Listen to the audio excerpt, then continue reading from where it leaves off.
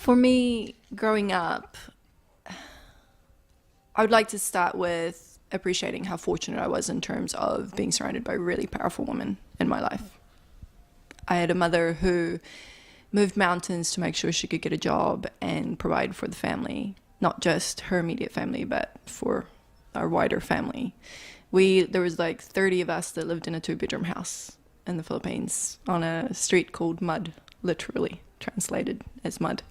We were broke when we grew up, sometimes eating just salt and rice. So I was surrounded by women who just worked hard to provide. And it didn't matter what the job was, they did the job. So from a very young age, I learned and realized the value that hard work brings, but not just hard work, as in how you don't have to wait for others to help you get out of situations, that really you rely on yourself to do that. Two-prong that one is, because I also had to learn that I needed to rely on other people as well amidst that. Moving from the Philippines to New Zealand was interesting, not just in the concept of moving from a big city like Manila to the middle of nowhere, little tiny town called Granity in Westport. That was a shock to the system, utter shock to the system. Literally walking down the street and it was like, there are no kids here, none at all whatsoever. And I was just baffled, lost. Immigrating, you start to learn the culture and you start to realize how does it all work here. And it was my first exposure to the Kiwi, like super like farmer, like men's men perspective of she'll be right. That was an interesting thing to grasp, to experience, seeing like these blokes, I guess you would call, just going at it and just going hard. I did admire that they had the same approach of hard work, which is they just went hard and they worked hard for it. But in that space, I felt like just by being a woman, you were naturally already viewed to do the lighter things, the things that didn't require heavy lifting or it became like a challenge for me as a kid growing up of, cool, how do I keep up with the boys? How do I make sure that I don't miss out on things just because I might not be able to keep up with them? So I played sports, not professional or anything, just at school, but like touch rugby or anything like that to keep up, but balancing it as well with all the other more feminine things that I wanted to pursue, like dancing or singing or whatever. Both have taught me from a gender perspective that whether you're a guy or a chick, we're all here trying to figure it out. We're all here working hard to just make a go of things to find opportunities for ourselves. And that's all good and well until it becomes toxic and then you get into that whole patriarchal concept. And people are actually starting to prevent you from achieving things.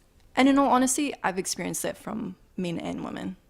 I have had in my career progressing of moving into owning my own business, moving into change management, where I've had women who were senior to me who looked at me and went, you're naive, or you're just too young, or you just don't understand. And it's cutthroat. These women that you sometimes expect, hey, you're here, you get it, right? You totally understand that this shit is hard. So you're here with me with it, right? Not necessarily.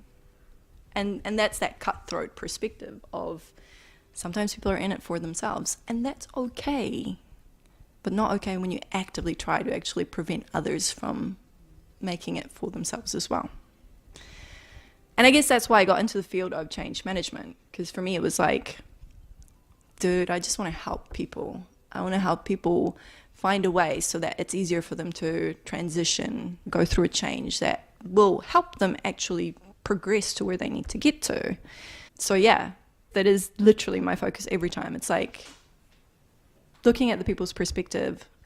What will work for you? How do we help you move from where you are, from A to B? Because admittedly, you have to go through this change, but you have to go through it your way, because there's no one way to go through things. It's different for everybody. And how do we do that all together as a whole as well?